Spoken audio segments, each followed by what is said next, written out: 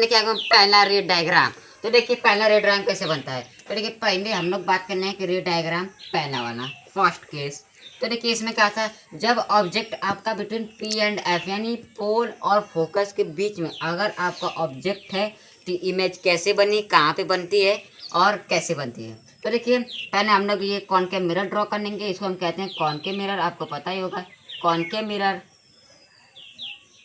अब जब ये कॉनकेव मिरर है, अब देखिए कॉनकेव मिरर है, इधर से पूरा पॉइंट साइज है। अब देखिए यहाँ पे पूरा ये रही हमारी प्रिंसिपल एक्सिस। अब प्रिंसिपल एक्सिस पे आ रहा हमारा फोकस, ये रहा हमारा पोल।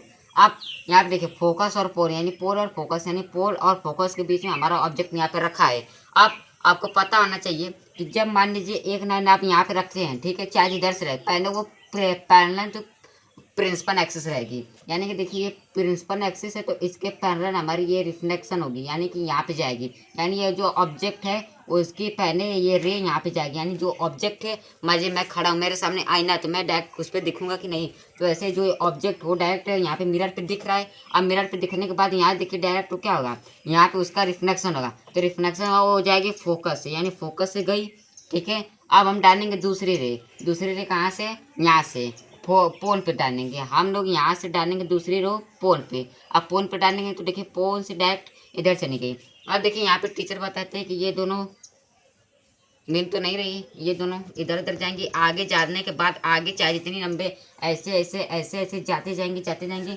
लेकिन कहीं ये मिलेंगे नहीं। अब जब मिलेंगे नहीं तो ये इमेज कहाँ बनाएंगे। अब देखिए इसमें क्या आता है, जब दो रे रिफ्लेक्ट होने के बाद अगर कहीं मिलती है तो वहाँ पे इमेज बनती है, लेकिन ये कहीं मिल ही नहीं रही है तो इमेज कहाँ से बनेगी। तो देखिए इस केस में आता है कि हम लोग पीछे यानी पीछे की इमेजिनरी लाइन ड्रॉ करेंगे प्रिंसिपल एक्सिस, और जिसमें कि ये वाली रे को हम लोग पीछे मिलाने की कोशिश करेंगे। ये आप देखिए यहाँ से हम लोग इसको यहाँ पे लेके गए, इसको यहाँ पे लेके गए। अब देखिए यहाँ पे हमारे मिल रहा है, यानी अब यहाँ पे हमारे मिल रहा है तो यहाँ पे हमारे क्या बन रहा है, इमेज बन रही है। क्या बन रही है, इमेज बन रही है। और इसे हम जो डाल रहे हैं इसको हम कहते हैं रे।